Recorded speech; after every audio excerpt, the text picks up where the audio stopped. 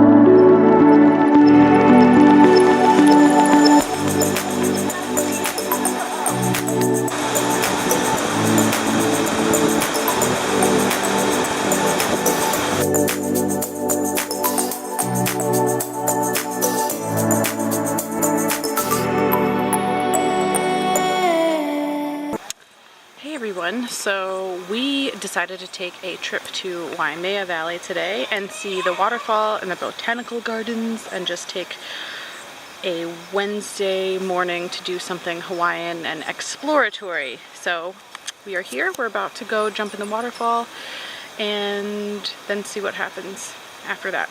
I'm excited. I got my bathing suit on already and it's raining. So yeah.